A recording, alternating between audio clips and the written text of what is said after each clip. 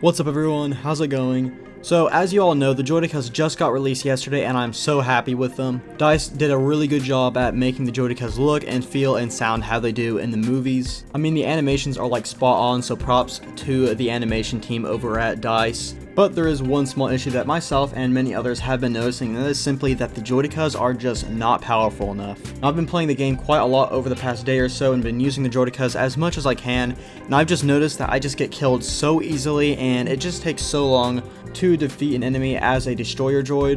Now there's two things that are really wrong with this. The first thing is that the shield is just way too weak. You know, you put the shield on, but then it just gets taken out so quickly. So right now I think they really do need to look at buffing up the shield. I'm not sure exactly how much health points it has, but I know it's pretty low because I just get demolished anytime I use it, so it doesn't even really make that much of a difference. I think a really good way to balance this is they could up the health points by about 200 or so. I know that's a lot, but I think due to everyone wanting to shoot at the Droidekas, you know, they're a really big open target, so they're very vulnerable at all times except for when they are in the wheel mode.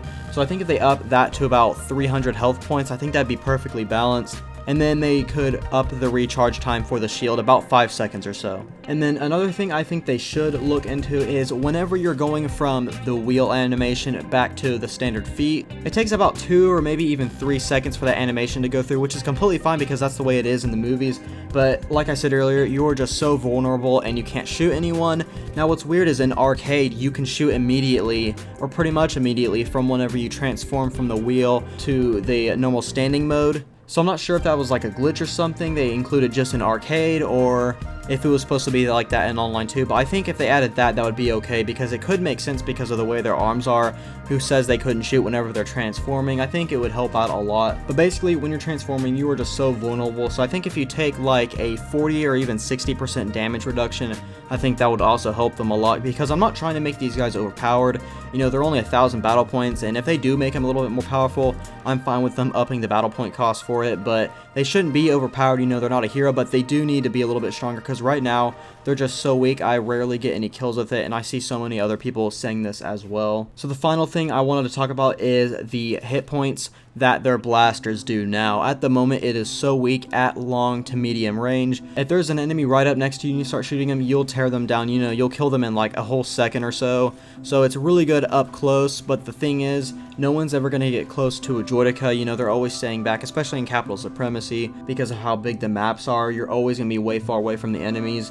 But if you're at medium to long range, it takes like 10 seconds to kill an enemy, and I'm not even joking. The hit rate is so low at range. But what really sucks is seeing how powerful the ARC Trooper is. So they have a really good distance scale, especially because they have that blaster shot ability where it just fires off and locks onto an enemy. I've gotten killed as a Droideka from ARC Troopers so much, even though I'm shooting at them with the overload ability on, and it still just barely does any damage, but then they just tear you down almost instantly. So I really think they need to buff the scale up for the firing range it has.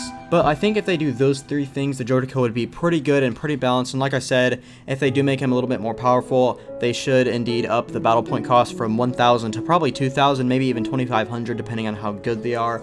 But right now, they're just at a really weak state, and honestly, I don't really like using them that much except to just roll around and stuff, because they're just so weak. But yeah, if they do fix those things, I'd be completely fine with them. But overall, the Droideka is an awesome addition. I'm super happy they made that. I just think those 3 little things would make it a whole lot better and a lot more fun to use. But that is pretty much going to do it for today's video. If you did enjoy, be sure and leave a like. It really helps out the channel a lot.